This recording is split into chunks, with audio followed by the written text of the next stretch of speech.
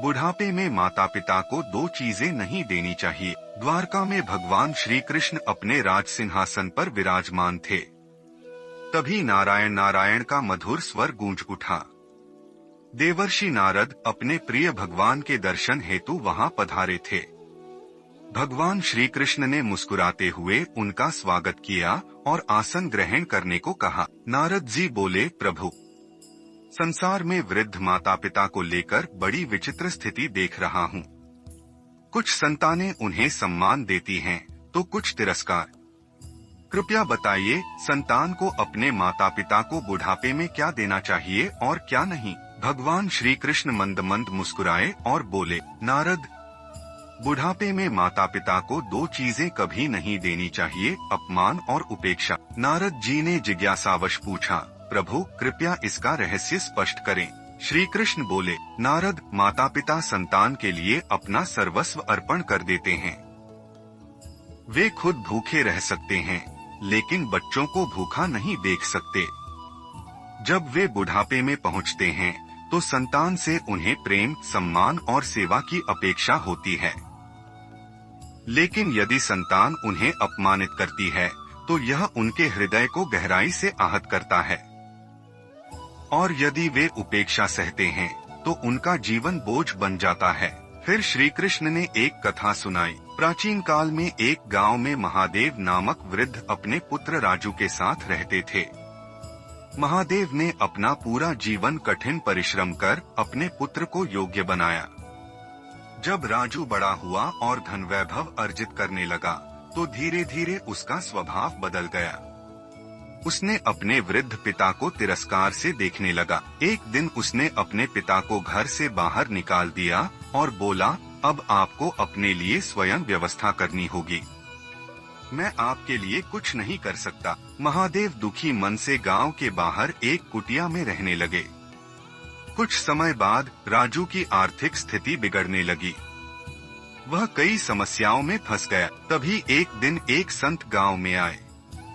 उन्होंने राजू से कहा, बेटा, जिस पेड़ ने तुम्हें छांव दी, जब उसकी जड़ें काट दी, तो उसका फल भी नहीं मिलेगा।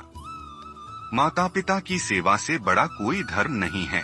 राजू को अपनी गलती का एहसास हुआ।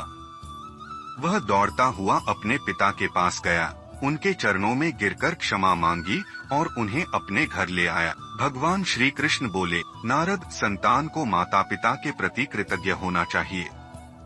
उन्हें प्रेम, सम्मान और सेवा देनी चाहिए, न कि अपमान और उपेक्षा।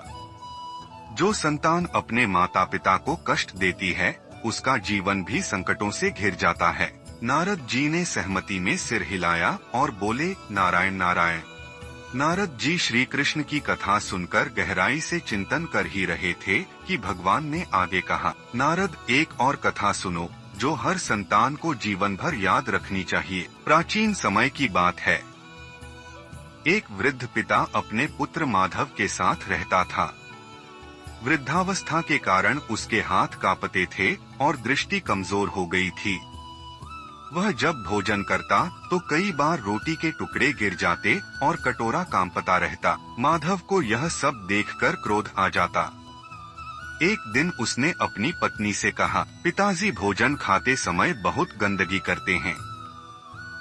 अब से इन्हें एक लकड़ी की थाली दे दो और कोने में बैठाकर भोजन कराया करो। पत्नी ने वैसा ही किया। वृद्ध पिता बिना कोई शिकायत किए उसी लकड़ी की थाली में खाने लगा। कुछ दिनों बाद माधव ने देखा कि उसका छोटा बेटा एक लकड़ी को काट छांट रहा है।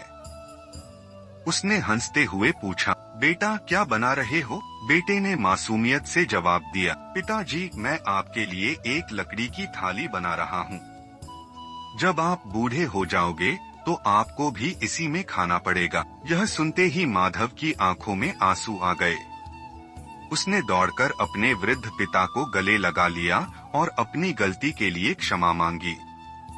उस दिन से उसने अपने पिता को आदर और प्रेम से भोजन कराना शुरू कर दिया। भगवान श्री कृष्ण बोले, नारद, संतान को माता पिता के प्रति कृतज्ञ होना चाहिए। उन्हें प्रेम, सम्मान और सेवा देनी चाहिए, न कि अपमान और उपेक्षा। जो संतान अपने माता पिता को कष्ट देती है, उसका जीवन भी संकटों से घिर जाता है। यह कथा एक गहरे जीवन संदेश को दर्शाती है, जैसा बोओगे वैसा ही काटोगे। बुजुर्गों का सम्मान और देखभाल करना केवल एक कर्तव्य नहीं, बल्कि आने वाली पीढ़ियों के लिए एक उदाहरण भी है। जिस तरह हम अपने माता पिता और दादा दादी के साथ व्यवहार करेंगे, वैसा ही व्यवहार आगे चलकर हमारे साथ भी होगा। यह कहानी हमें सिखाती है कि बच्चों पर हमारे कर्मों का सीधा प्रभाव पड़ता है। वे वही सीखते हैं जो वे अपने आसपास देखते हैं।